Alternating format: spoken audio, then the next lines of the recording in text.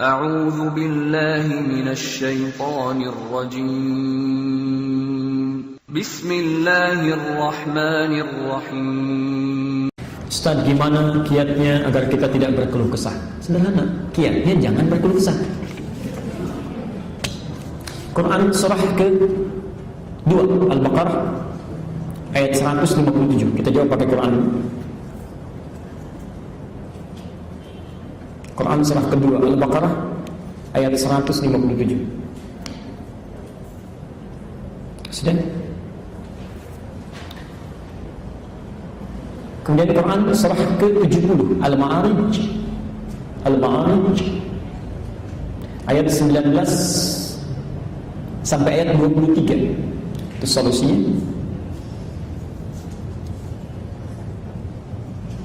Dari mana tahu solusi itu? Dari Quran surah kedua Al-Baqarah ayat ke-45. Pelan-pelan. Sudah? Di satu Quran surah kedua ayat 155, kedua Quran surah ke-70 ayat 19 sampai 23, ketiga Quran surah kedua kembali ke Al-Baqarah ayat 45. Sekarang lihat keterangannya. Biasanya kalau yang dikeluhkan itu apa, Bu? Pak, yang dikeluhkan dalam hidup masalah kan? Ya. Biasanya orang cenderung mengeluhkan masalah. Kalau tidak ada masalah, tidak ada yang dikeluhkan. Maka lihat apa keterangan disampaikan oleh Quran berikut ini. Quran surah kedua Al-Baqarah ayat 155. Sebelah kiri paling atas posisinya. Walanabluwannakum bisyai'in. Ya. Walanabluwannakum, dan setiap kalian yang hidup pasti kami akan uji dengan berbagai persoalan hidup untuk meningkatkan kualitas hidup kita. Perhatikan rumus Qurannya ya. Ini rumus dalam Al-Quran. Walanabluwannakum bisyai'in. Kata Quran, setiap kalian yang hidup akan diuji dengan berbagai persoalan kehidupan, ya. Bersanding lurus dengan masalah, ya. Lihat rumusnya. Hidup berbanding lurus dengan persoalan, dengan masalah, ya. Artinya setiap orang yang hidup pasti punya masalah, ya. Ingat betul ya, setiap orang yang hidup pasti punya masalah, karena masalah ini diciptakan untuk meningkatkan kualitas hidup, ya. Kalau tidak ada marah, bagaimana bisa menguji sabar? Kalau tidak ada bohong, bagaimana bisa ketahuan jujur? Ya. Kalau tidak ada cemberut, bagaimana bisa tampak senyum? Ya. Kalau tidak ada malas, bagaimana bisa ada rajin? Ya, selalu ada, diciptakan itu untuk meningkatkan kualitas kehidupan kita. Jadi sepanjang orang hidup pasti punya masalah. Tidak ada orang yang hidup tidak punya masalah. Ya.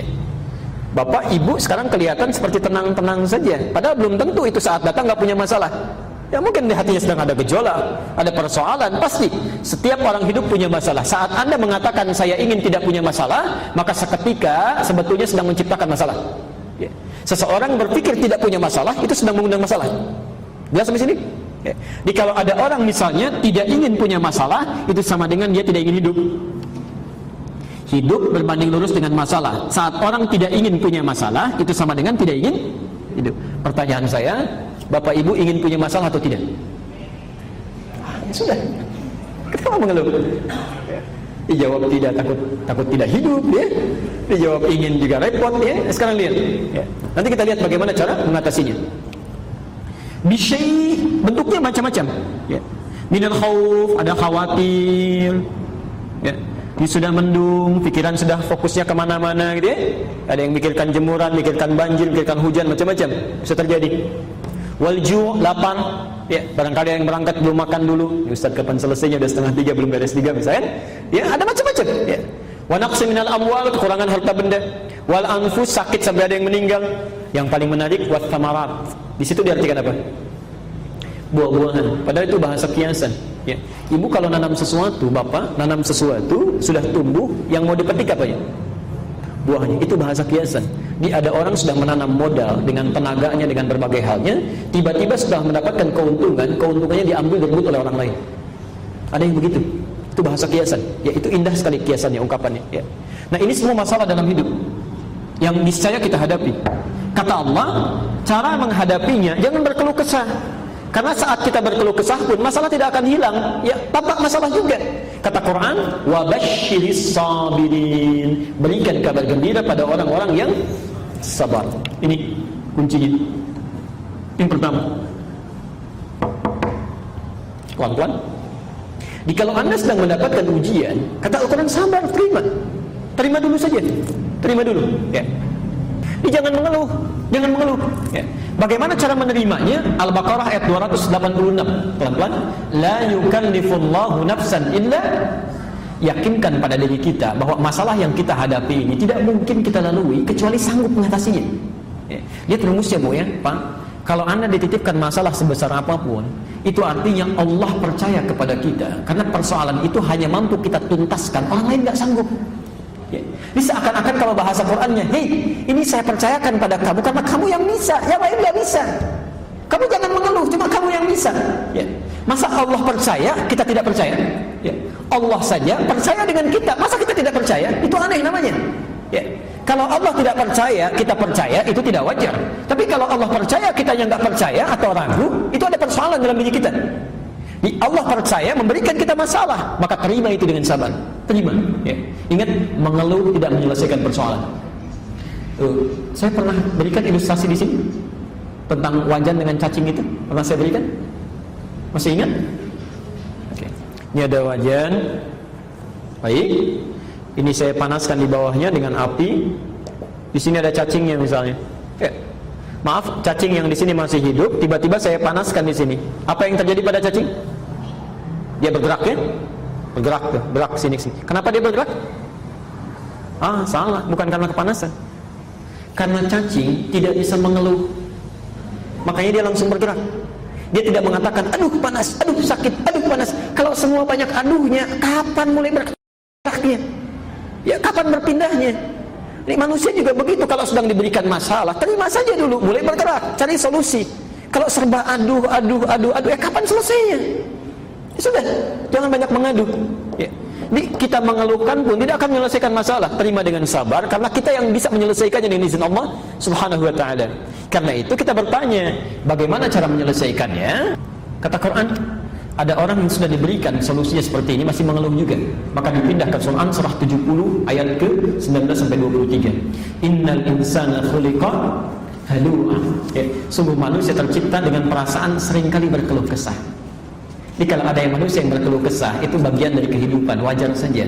Yang tidak wajar terus-terusan mengeluh, ya. Atau mengeluhkan sesuatu yang bukan urusannya, ya, itu bermasalah itu, ya. Tetangga yang beli pot baru, kok ada orang yang iseng gitu ya, yang memikirkannya, kan jadi persoalan di situ. Baik. Nah, idza massahu syarru jazua, kalau ditimpa kesulitan, berkeluh kesahnya cepat kepada Allah. Ya. Wa idza massahu khairu manu'a. Tapi kalau misalnya diberikan apa yang diinginkan, terputus ibadahnya. Ya, maaf, ini sindiran yang sangat tajam. Bahkan ada yang keluh kesahnya dengan ibadah, Bu, Pak. Jadi kalau maaf ya, gajian belum turun, PHK terus banyak, tahajud rajin, ya, puasa mulai tambah. Tapi kalau sudah diberikan apa yang diinginkan, terputus semuanya. Lihat caranya satu. Kalau Anda sedang mendapatkan kesulitan, ada persoalan, maka illal musallin, kecuali orang yang sholatnya benar. Maka setiap kesulitan yang Anda bawa dalam hidup, mohonkan kepada Allah solusinya saat sholat, saat sujud tulitan, saat sujud. Maka turun ayat Al-Baqarah ayat ke-45 tadi yang ditulis terakhir. Wasta'inu bis-sabri was-salat. Pelan-pelan. Wasta'inu, jika Anda punya kesulitan dalam hidup, kemudian berkeluh kesah, mintakan pertolongannya bis-sabri, terima dulu dengan sabar tadi. Wassalah, saat salat itu mohonkan solusinya kepada Allah, tumpahkan kepada Allah, mintakan, ya.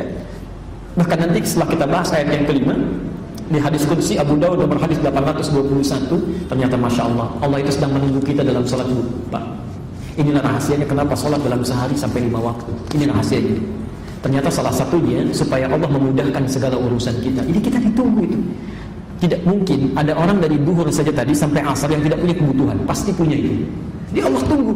Seakan-akan kita ditunggu sampai dengan sholat asar. Ketika kita mengatakan sebelum sholat, kata Allah, wasta'inu, catat kebutuhan kita. Ayo, punya masalah apa? Saat Anda sholat, Anda katakan, iyyaka na'budu wa iyyaka nasta'in. Perintahnya wasta'inu, permohonannya nasta'in. Ya. Di solusinya supaya kita tidak banyak berkeluh kesah dalam kehidupan. Yang pertama, perbaiki kualitas sholatnya. Perbaiki kualitas sholatnya. Ya. Yang kedua,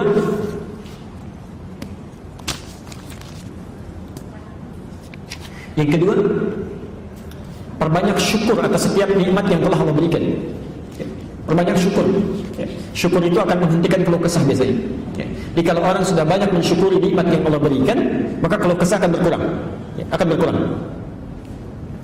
Ibu bapak sekalian, catat betul ya kaidah dalam nikmat ini. Biasanya sesuatu begitu sangat diingin-inginkan, begitu berharga, itu karena belum didapatkan. Ya, karena belum didapatkan. Tapi kalau sudah diperoleh, biasanya berkurang kenikmatannya. Coba ibu waktu belum punya mobil kan harap-harap punya ya. Nambah, begitu punya kan pertama kali punya itu rasanya luar biasa ya, luar biasa. Tapi kalau sudah sering-sering dipakai, kan rasa itu sedikit-sedikit hilang. Ya. Jadi segala sesuatu yang sering diharapkan itu karena belum didapatkan, karena belum didapatkan. Artinya apa? Artinya perasaan manusia yang sering muncul rasa ingin banyak kenikmatan itu karena banyak keinginannya.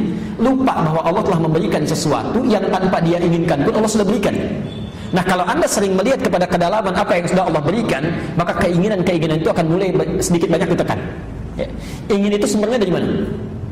Ingin sumbernya dari mana? Nafsu. Nafsu itu terulang sebanyak 115 kali dalam Al-Quran. Lawannya takwa. Takwa terulang sebanyak 115 kali dalam Al-Quran. Jadi kalau Anda meningkatkan takwa, maka otomatis nafsunya ditekan. Jadi kalau nafsunya sudah ditekan, keluh kesah tidak akan muncul. Nah, cara meningkatkan takwa itu banyak di Quran. Bisa dengan puasa, bisa dengan sholat, bisa dengan baca Quran, dan yang paling hebat itu menunaikan puasa. Karena ketika Anda puasa, maka semua sifat-sifat ibadah yang lain akan mengikuti. Ya, akan mengikuti.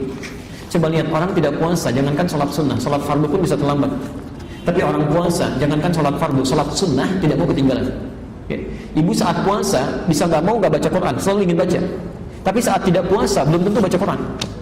Anda saat tidak puasa, di jalan ada yang minta, walaupun di hadapan mata, belum tentu diberikan. Tapi kalau sedang puasa, jangankan yang kelihatan, yang gak kelihatan akan dicari-cari itu. Mana fakir miskin, mana anak yatim, akan diberikan. Jadi kalau Anda sedang berkeluh kesah, ya yang pertama tadi terima dengan sabar. Yang kedua banyak bersyukur. Yang ketiga tingkatkan ibadah. Ya. Yang keempat, pahamkan pada diri kita bahwa berkeluh kesah tidak menyelesaikan persoalan. Bisa dengan baca Quran, dan yang paling hebat itu menunaikan puasa. Karena ketika Anda puasa, maka semua sifat-sifat ibadah yang lain akan mengikuti. Ya, akan mengikuti.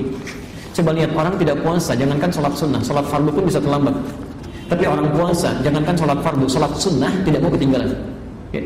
Ibu saat puasa bisa nggak baca Quran, selalu ingin baca. Tapi saat tidak puasa belum tentu baca Quran. Anda saat tidak puasa di jalan ada yang minta, walaupun di hadapan mata belum tentu diberikan. Tapi kalau sedang puasa, jangankan yang kelihatan, yang nggak kelihatan akan dicari-cari itu. Mana fakir miskin, mana anak yatim, akan diberikan. Jadi kalau Anda sedang berkeluh kesah, ya yang pertama tadi terima dengan sabar. Yang kedua banyak bersyukur. Yang ketiga tingkatkan ibadah. Ya. Yang keempat, pahamkan pada diri kita bahwa berkeluh kesah tidak menyelesaikan persoalan. Kesah tidak menyelesaikan persoalan.